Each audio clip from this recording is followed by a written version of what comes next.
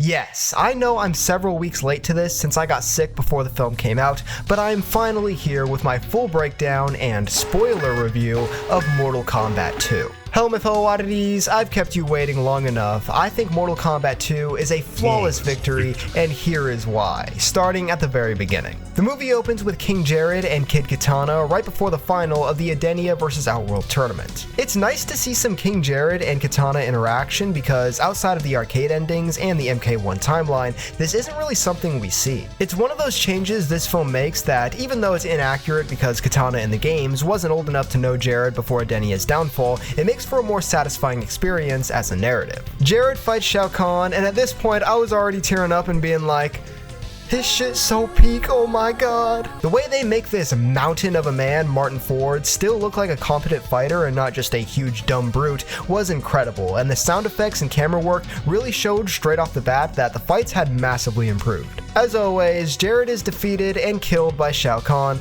though actually puts up a great fight. A somewhat competent King Jared.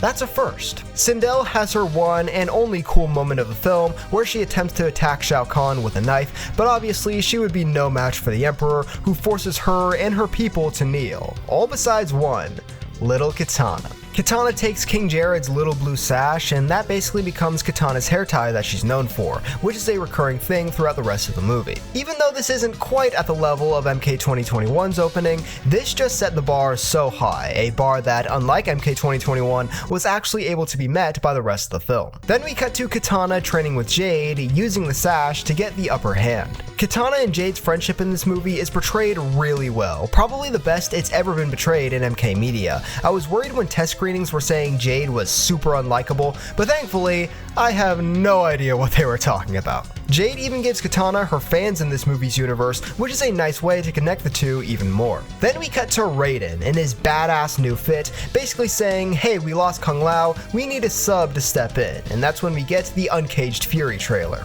Just as amazing and hilarious as when we first saw it. In fact, this was the first footage of the movie that we got, nearly a year ago now.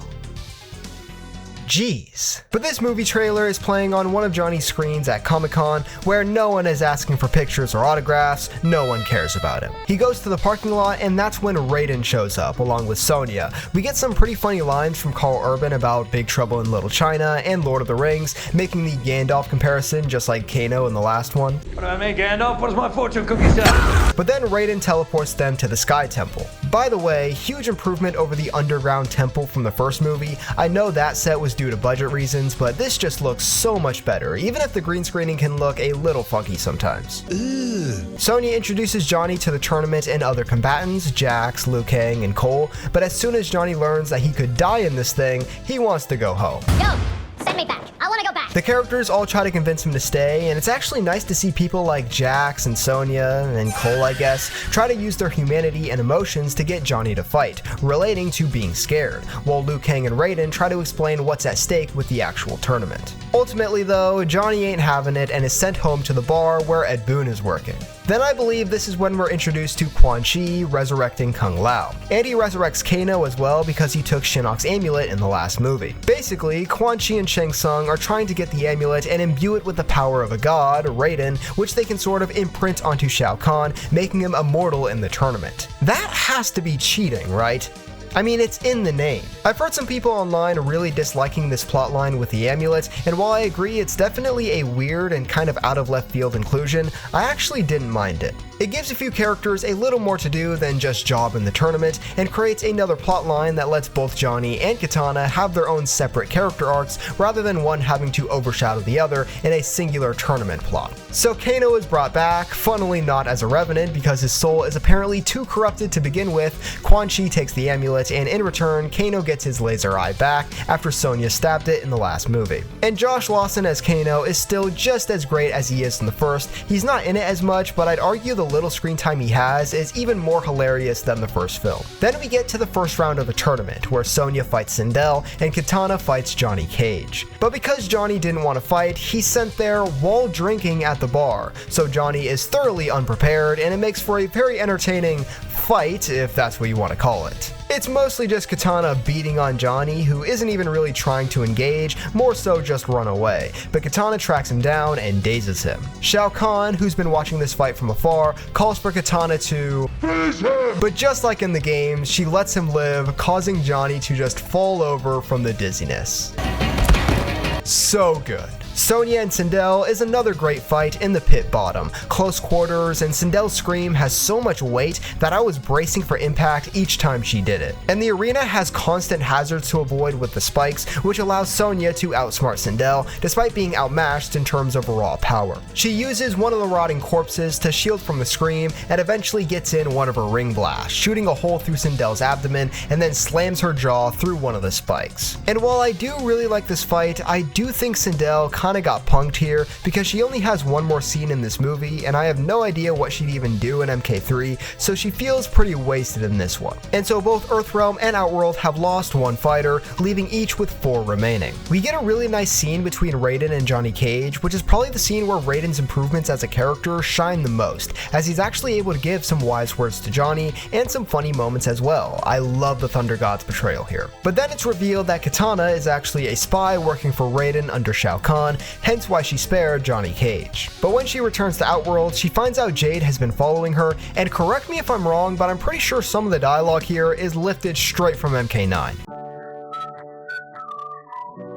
Then, back at the Sky Temple, the resurrected Kung Lao shows up, leaving everyone a little confused for a moment. Raiden says, "my son," which those 2 words are more Raiden than anything he did in the first movie. Kung Lao is obviously a revenant though, and his hat comes in and slices Raiden's throat, spewing godly energy, and that's when the Deadly Alliance launch their assault, with Quan Chi pinning down Sonya as revenge for stomping him in the nuts, and Shang Tsung soul-sucking Johnny Cage. And speaking of sucking, Shang Tsung then sucks the essence of Raiden into the amulet, and the Deadly Alliance escapes so they can power up Shao Kahn. And while all this is happening, the second round of the tournament is commencing, with Jax vs Jade and Cole Young vs Shao Kahn happening at the same time. Both are pretty good fights. I've heard some people say Jax vs Jade is one of the weaker fights, and yeah, considering how good the fights are in this movie, maybe, but I still had so much fun with it. The creativity of both characters' movesets, Jade with her staff and Jax with his brute strength, is really fun, and they talk to each other throughout the fight, and Jax shows some real humor and personality here.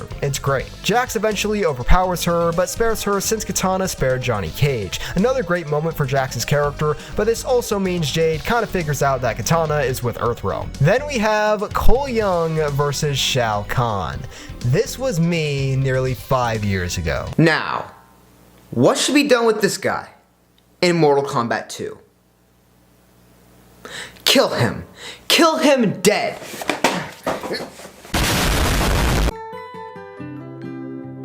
It brings a tear to my eye to see my dream come true. Seeing Cole Young slimed out on the big screen in IMAX, truly a theater experience I will never forget. But in all seriousness, this was a fun fight in the Deadpool stage, which is so cool to see in live action, and this is also where I noticed that in IMAX, the aspect ratio changes before the fight, just like it does in the games when switching from cutscene to gameplay. But yes, Cole Young actually kind of pieces up Shao Kahn.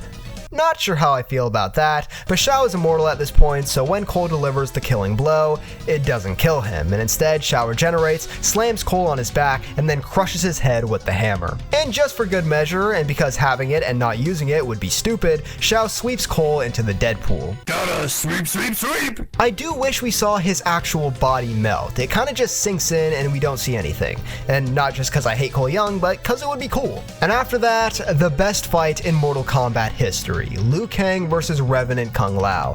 Everything about this fight is peak. The costumes, the choreography, the camera work, the stage, the powers, the martial arts and physicality, the emotion and story, and then the finish. Even if you personally like Liu Kang versus Reptile from 1995 more, that seems to be the other big fan favorite, you have to at least admit that this is the most Mortal Kombat fight in any MK media outside of the games. It literally feels like gameplay brought to life. It's a fight that just makes you go, where in the Netherrealm is our Shaolin Monks remaster and sequel? But yeah, Liu Kang ends up winning by slamming Kung Lao onto his own spinning hat, promising to save his friend, but not today. And yes, Kung Lao has died in a Mortal Kombat movie once again. How did he die when he's already dead? Let my mans have a rest.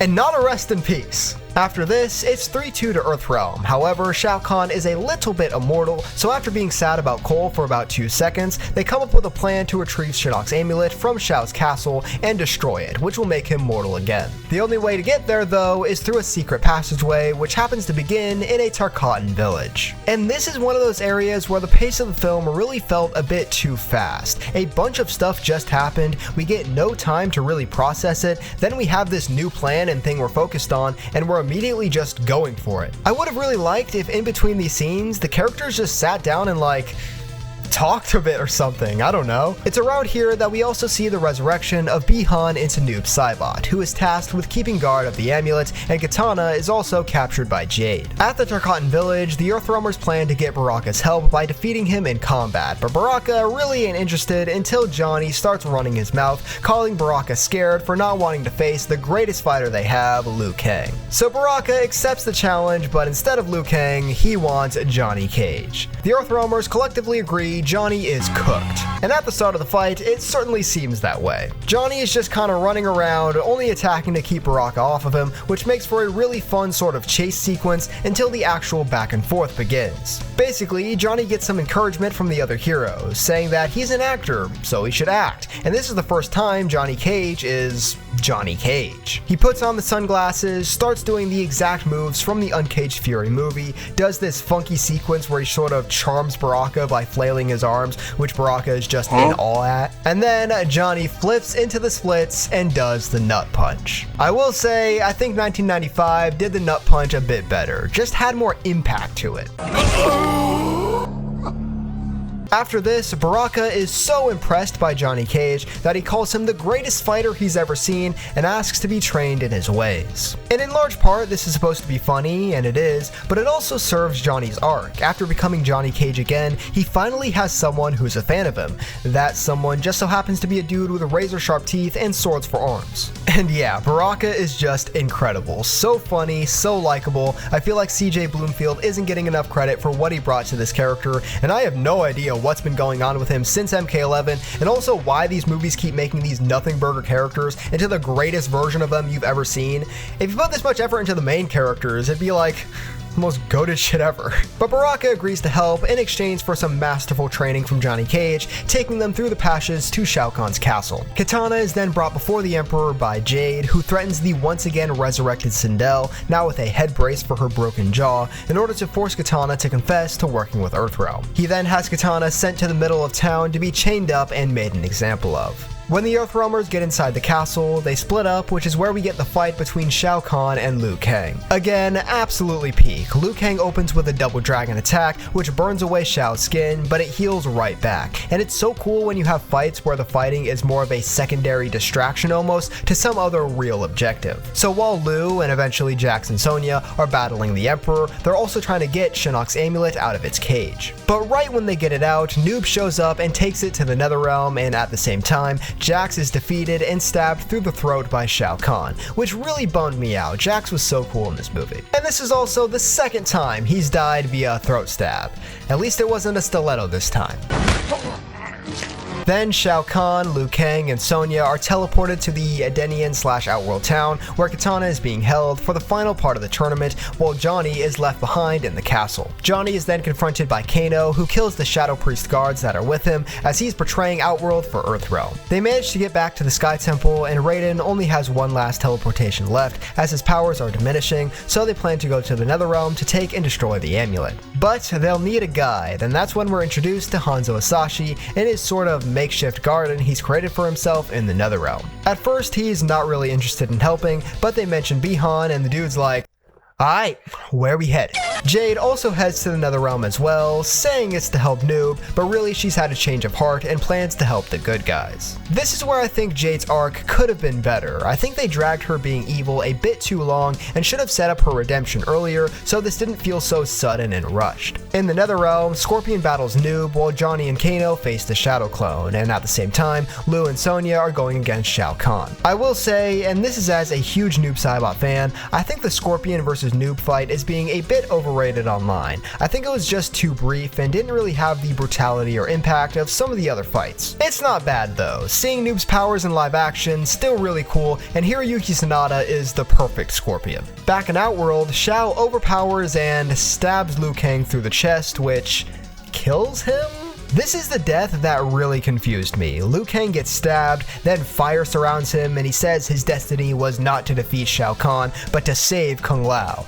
And then he disappears into the sky with his arms out in a T-pose, just like the souls at the end of MK 1995. I know test screenings had a bad reception to Liu dying, so I think they wanted to make up for that, but they couldn't just fully remove it from the film because that's just too major a thing to change so late on. So they kinda had him go out in a way that doesn't feel like a true death, but it just ends up being confusing in the end. I don't know, maybe MK3 can make this not feel as wonky. Please make Liu Kang the main character, that's all I ask for. Sonya obviously doesn't stand a chance against Shao Kahn and gets hammered away, leaving Earthrealm with 0 fighters left, but Sonya, in her last bit of strength, frees Kitana. Kitana then switches sides, reverting Outworld's win and leaving it 1-1. The winner of this fight will decide Earthrealm's fate. Again, another great fight. I still don't understand how they made Shao Kahn so skilled and athletic considering his size and frame, and he gets to do so many cool moves, and Kitana as well with her fans is just lifted straight from the games. Credit to Adeline Rudolph because she did not have the extensive martial arts background of a lot of the other cast members, but she makes it freaking work and makes this character's fighting style her own while still invoking the games. At the same time as all this, Scorpion has killed Noob Shadow Clone, and now he, Kano, and the redeemed Jade are all blasting the amulet to destroy it, and it takes Johnny fucking Cage to shatter it with his Shadow Kick move.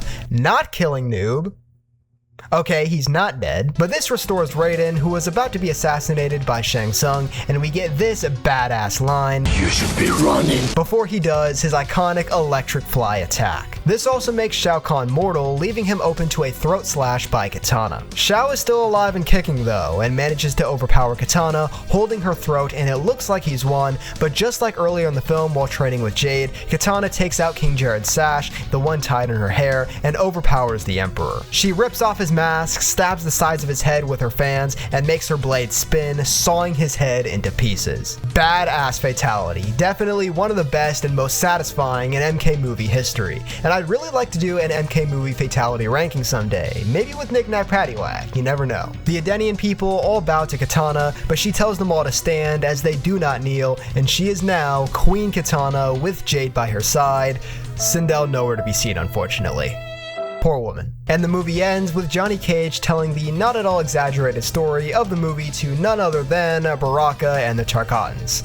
Hilarious. The rest of the fighters then show up, with Raiden explaining they've lost too many combatants and now they need to go to the Netherrealm to save them with the help of one Quan Chi, who they've captured. And what a lineup. If you told me before this film that MK3's cast of heroes would be Raiden, Sonya, Johnny, Kitana, Jade, Baraka, and Kano, I'd have called you crazy with a K, but here we are. And speaking of which, we will get to MK3 and what's next for the MKCU, Mortal Kombat Cinematic Universe, but first, my final review thoughts for the movie. This film is not a masterpiece in cinema or anything. It has plenty of technical problems, but this is the first MK media in a really long time, geez, maybe since like Deception, where I don't feel personally offended by really any part of it. Everything was built with love and care for the source material. Is there dumb stuff? Are there changes that don't really make sense? Yeah, of course, but none of it feels like it's actively destroying the mythos of MK. And like I said in my non-spoiler review, we as MK fans have lacked that communication with the creators and that feeling that we're heard and that our feedback is appreciated and taken into account. So when you have a movie like this that gets rid of Arcana, gets rid of Cole Young, way better fight scenes, more Kano, more Kung Lao, and improved Raiden, you put yourself in good graces with the community, and I think that's why this movie has garnered such a good reputation within the fan base. Garnered? Like the producer of the movie, Todd Garner. Okay, I'll stop. But what's next? MK3 is already being written, we know that, and I think it's very likely we see the film within the next few years. It shouldn't be 5 years yet. Shouldn't. please, I don't want to be Unk status by the time this film comes out. And while I definitely want to do a separate video going over what I would do in the third film and really go in depth based on this film, here are my quick predictions. Firstly, Shinnok is going to be the main villain. It just makes sense. As a proud Shinnok hater, yes, I would like the Deadly Alliance or, God willing, Onaga to be the main antagonist, but being realistic, it'll be the Fallen Elder God since we're going to the Netherrealm. I do think, especially after the reception he got in this film, Liu Kang will be the main character. I think his storyline will be trying to restore the fallen heroes in the Netherrealm, including Jax and mainly Kung Lao. However, I think Shinnok will have already taken them under his command as Revenants, possibly some other dead characters too, like Cabal, Noob will probably be back, and I think that's the basic, simple story they'll go for. Raiden and the Living Earthrealmers will probably also have a subplot of actually bringing back Liu Kang, Kung Lao, Jax, and all those people from the Netherrealm and back to Earth. In terms of new characters, I'm not really sure who they would bring in. Maybe Draman and Moloch for some jobbers.